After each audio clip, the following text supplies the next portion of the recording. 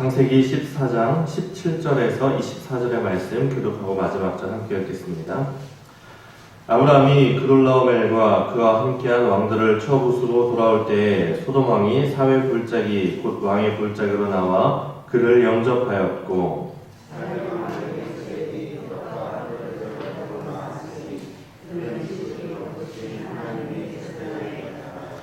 그가 아브라함에게 축복하여 이르되 천지의 주제이시요 지극히 높으신 하나님이여 아브라함에게 복을 주옵소서.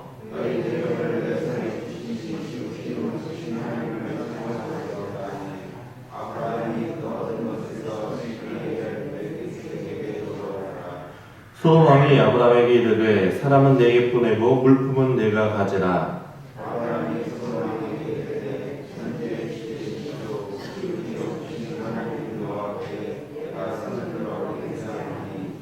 내 말이 내가 아브라함으로 치부하게 하였다 할까 하여 내가 속한 것은 실 한 오락이나 들매끝 한 가닥도 내가 가지지 아니하리라.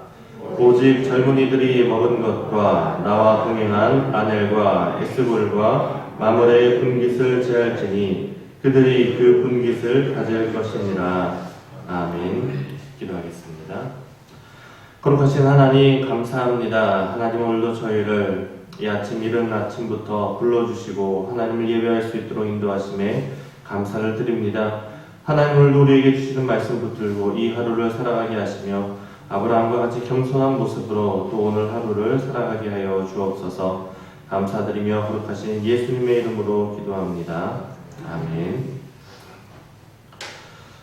제가 아브라함에 대해서 참 많이 설교도 하고 말씀도 보긴 했는데 오늘 말씀을 묵상하면서 이 아브라함에 대해서 다시 한번 돌아보게 되었습니다. 사실 이 아브라함이 믿음의 조상이라는 그 타이틀은 가지고 있지만 어떻게 보면 사라를 누이로 속이거나 또 이스마엘을 낳거나 하는 등 그 믿음의 조상이라는 이름답지 않은 연약한 믿음을 보여줄 때가 많이 있었는데 하지만 오늘 말씀을 보면서 제가 그래도 정말 아브라함이 괜찮은 사람이구나 라는 것을 다시 한번 느끼게 되었습니다. 오늘 말씀은 어제 이어서 이 아브라함이 롯을 구하고 돌아올 때 이 두 왕, 소돔 왕과 살렘 왕 멜기세덱을 만나는 장면입니다. 이 전쟁에서 승리하고 돌아오면 누가 가장 영광을 취해야 되느냐? 아브라함이죠. 아브라함이 전쟁에서 승리했고 아브라함이 그 모든 것을 되찾았으니 아브라함이 가장 영광을 받아야 되는 그런 사람입니다. 지금 마중 나온 소돔 왕은 전쟁에서 패했던 그런 왕이었고 이 살렘 왕 멜기세덱은 정말 아무런 맥락 없이 갑자기 등장을 합니다. 전쟁을 도와주는 것도 아니었고 정말 뜬금없이 등장을 하는데 이 멜기세덱에 대해서 많이 들어보셨겠지만 잠깐 설명을 하면 살렘 왕, 아마도 예루살렘을 다스리는 왕이었을 것으로 그렇게 생각이 되고 또 이 살렘은 샬롬, 평화죠. 그래서 평화의 왕이자 또 그 이름이 멜기세덱, 이 멜레크는 왕이고 뒤에 제데크는 의라는 뜻입니다. 그러니까 우리 왕은 의로우시다 또는 의의 왕 이런 뜻을 가지고 있는 이름입니다. 이름도 좋고 배경도 좋고 이 사람이 정말 뜬금없이 등장한 데다가 왕이었고 또 제사장이었습니다. 그래서 보통 이 멜기세덱을 예수님의 예표로 보게 됩니다. 히브리서는 멜기세덱을 이렇게 설명합니다. 이 멜기세덱은 살렘 왕이요 지극히 높으신 하나님의 제사장이라 여러 왕을 쳐서 죽이고 돌아오는 아브라함을 만나 복을 빈 자라. 아브라함이 모든 것의 10분의 1을 그에게 나누어 주니라. 그 이름을 해석하면 먼저는 의의 왕이요 그 다음은 살렘 왕이니 곧 평강의 왕이요 아버지도 없고 어머니도 없고 족보도 없고 시작한 날도 없고 생명의 끝도 없어 하나님의 아들을 닮아서 항상 제사장으로 있느니라. 이 사람이 얼마나 높은가를 생각해보라. 조상 아브라함도 노량물 중 10분의 1을 그에게 주었느니라. 이 성경이 신약이 말하는 멜기세덱이 이렇습니다. 예수님의 예표가 되는 것이죠. 다시 본론으로 돌아와서 이 아브라함이 전쟁에 승리하고 모든 잃었던 것을 되찾고 또 그와 더불어 많은 전리품들도 있었을 겁니다. 그렇게 한참 승리에 도취되어서 이렇게 돌아올 때 이 멜기세덱을 만난 것이죠. 이 멜기세덱이 아브라함을 찾아와서 떡과 포도주를 가져와서 아브라함을 영접을 하는데 여기서 놀라운 것은 아브라함이 자기의 그 전리품, 노량물 중에서 10분의 1을 멜기세덱에게 준 것입니다. 10분의 1을 주었다는 얘기는 어떤 의미냐면 이 멜기세덱이 자기보다 높은 위치에 있다고 그렇게 평가를 한 것이죠. 아브라함이. 히브리서에서도 아까 읽은 말씀에 그렇지 않습니까? 이 사람, 이 멜기세덱이 얼마나 높은가 생각해보라. 조상 아브라함도 노량물 중 10분의 1을 그에게 주었느니라. 자기보다 높은 그런 사람이라고 생각을 한 겁니다. 그런데 솔직히 이 살레망 멜기세덱이 한 일이 뭡니까? 뭐 전쟁을 도와준 것도 아니고 병상을 빌려준 것도 아니고 그냥 이기고 돌아오는 사람을 마중 나간 것 뿐이죠. 그럼에도 이 아브라함이 멜기세덱에게 10분의 1을 바친 것은 이 아브라함이 교만하지 않았기 때문입니다. 다시 말해서 겸손했기 때문입니다. 승리에 도취되지 않았습니다. 멜기세덱을 지극히 높으신 하나님의 제사장으로 인식하고 또 그렇게 인정하고 그 말은 하나님의 제사장을 아브라함 자기보다 높게 평가하고 그것을 바친 것이죠. 이 사람은 참 살아보면 교만해지기 쉬운 것 같습니다. 내가 뭔가를 이루고 예를 들어서 내가 갑자기 돈이 많이 벌게 되었다, 높은 집이나 권력을 얻게 되면 참 많은 정치인들을 보면 그렇듯이 갑자기 사람이 안하 부인이 될 때가 많습니다. 자기가 높아지고 그러다 보면 내가 다른 사람보다 위에 있는 것 같이 생각되고 그러다 보니 이제 하나님의 말씀조차 내 아래라고 착각하는 그런 교만에 빠지기가 쉽습니다. 하지만 아브라함은 겸손했습니다. 승리에 취하지 않았고 지극히 높으신 하나님의 제사장에게 20분의 1을 주었다는 것이 분명하게 그것을 얘기합니다. 롯을 구하고 모든 것을 되찾은 이 일이 하나님께서 하셨다라는 분명한 인식이 아브라함에게는 있었던 것이죠. 아브라함은 겸손했습니다. 승리 앞에서 겸손했던 것인데 이것이 소돔왕을 대할 때도 마찬가지였습니다. 소돔왕이 아브라함에게 이렇게 마중나서 얘기하죠. 21절에 보면 소돔왕이 아브라함에게 이르되 사람은 내게 보내고 물품은 네가 가지라.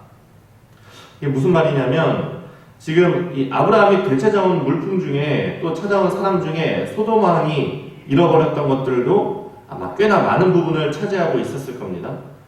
소돔왕도 마지막 양심은 있는 것이죠. 비록 자기는 패배했지만 그래도 그것을 되찾아왔으니 사람만이라도 내게 돌려보내고 아깝지만 재물은 네가 전리품으로 가져라. 아브라함 가져라. 너 주겠다라는 것이죠.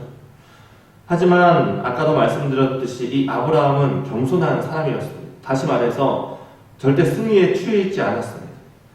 이 소돔왕에게 아브라함이 뭐라고 얘기합니까? 당신의 것은 실오라기 하나라도, 신발끈 하나라도 내가 갖지 않겠다. 다 돌려주겠다. 얘기합니다.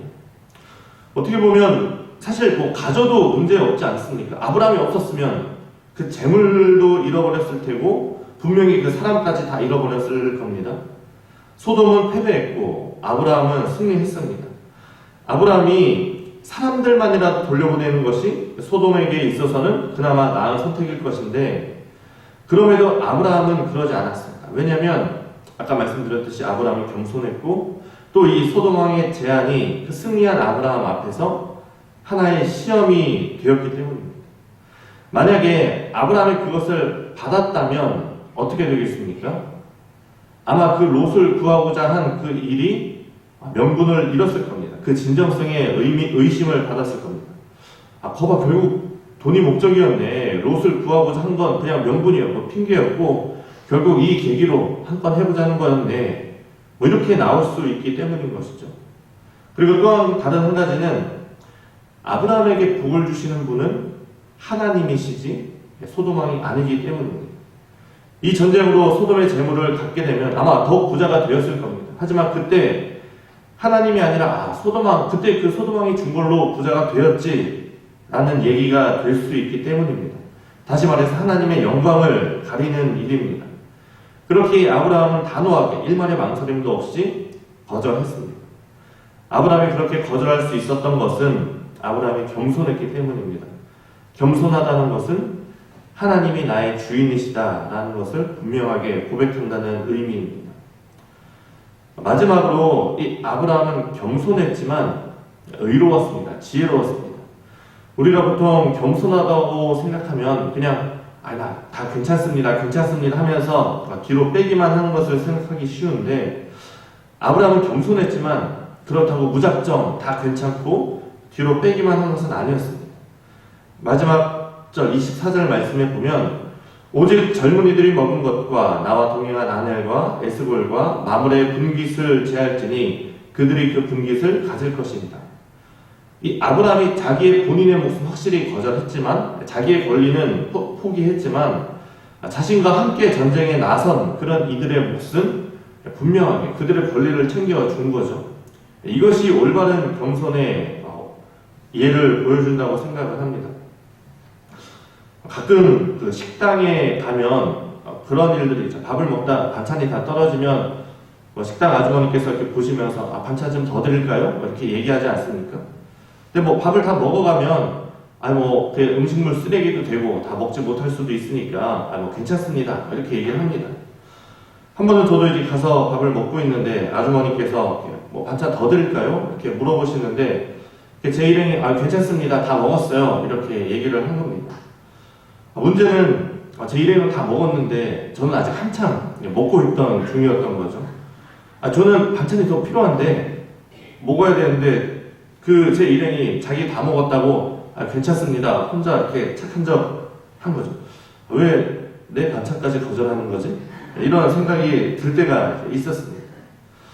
아브라함은 자기의 권리에 대해서 깨끗하게 포기했지만 자기와 동행한 사람들의 권리는 분명하게 더 정확하게 챙겨주었습니다. 그것이 올바른 겸손이죠.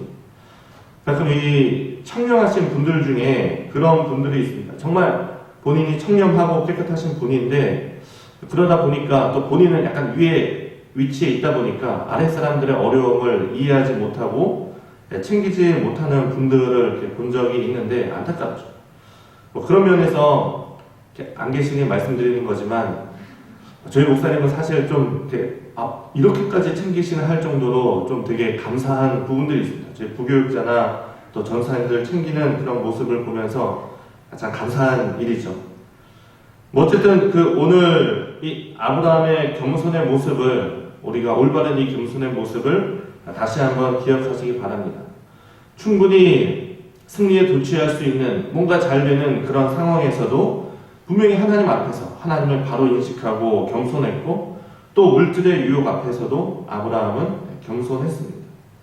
지금 우리 삶에 뭔가 일이 잘 풀리고 뭔가 잘 될 때 우리가 교만하지 아니하고 하나님을 바로 볼 수 있으며 하나님의 영광을 가로치지 아니하고 하나님께 영광 올려드리는 우리 성도님들 되시기를 바랍니다. 우리가 오늘 하루 살 때도 하나님께서 우리 모든 성도님들에게 복을 주시되 아브라함과 같이 승리하는 삶을 살게 하시되 하나님께서 여러분에게 그 주신 승리로 하나님께 영광 올려드리는 오늘 하루의 삶을 사시는 모든 성도님들 되시기를 간절히 바랍니다. 이제 기도하겠습니다. 오늘 함께 기도할 때 말씀을 생각하면서 하나님, 내가 좋은 일 앞에서 승리 앞에서 교만하지 않게 하여 주옵소서. 그 교만이라는 것은 하나님을 바라보지 못하는 것입니다. 하나님이 주인이시라는 것을 잊지 않도록 또 유혹 앞에서도 하나님의 영광을 가리지 않는 우리의 삶이 될 수 있도록 하나님 앞에 겸손하게 하여 주옵소서. 이 겸손한 삶을 위해서 기도하시고 또 청년부를 위해서도 계속해서 기도해 주시기 바랍니다. 함께 기도하겠습니다. 거룩하신 하나님 감사합니다. 하나님, 오늘도 우리가 이 시간 주님 앞에 무릎 꿇고 또 기도하며 나아갑니다.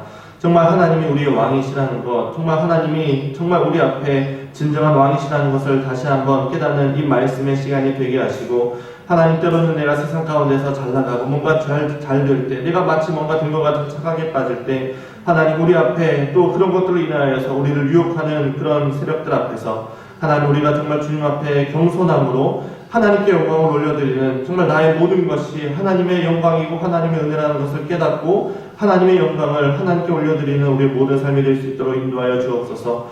그러나 하나님, 우리가 정말 주님 앞에 복 받기를 바랍니다. 하나님, 주님께서 우리들에게 복 내려주시고 하나님, 우리가 정말 주님께서 주신 그 복 가지고 하나님께 영광 올려드리는 삶을 살 수 있도록 인도하여 주옵소서. 하나님, 오늘도 우리가 청년부를 위해서 기도합니다. 하나님, 오늘도 우리 청년부 활동하는 가운데 정말 주님께서 좋은 날씨 주시고 다치는 사람들 없도록 안전하게 지켜 보호하여 주시고 무엇보다 하나님과 동행하며 겸손하게 주님을 만나는 우리 모든 청년들이 될 수 있도록 하나님 인도하여 주옵소서.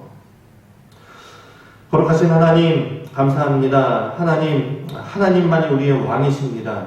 하나님 이 고백이 우리의 삶에 놓치지 않도록 주님께서 늘 함께하여 주시고 우리의 마음을 붙잡아 주옵소서. 때로는 우리가 잘나가고 교만하여 질 것 같은 그 모습 가운데서 주님께서 우리를 겸손한 모습으로 다시 한번 인도하여 주시고 하나님을 바라보게 하시고 하나님의 말씀을 바라보게 하시고 정말 하나님이 나의 주인이고 하나님이 나의 왕이시라는 것을 바로 깨닫고 하나님의 영광을 가로채지 아니하는 하나님께 영광을 올려보내는 우리의 삶이 될 수 있도록 주님 인도하여 주옵소서. 하나님 오늘도 우리의 모든 상일의 성도들의 삶이 주님 앞에서 복된 삶을 살기를 원하고 주님께서 복리를 주시기를 원하고 승리의 삶을 살기를 원합니다. 주님께서 주신 그 승리의 삶을 가지고 하나님께 다시 한번 영광을 올려드리는 우리 모든 성도들 될 수 있도록 주님 인도하여 주옵소서.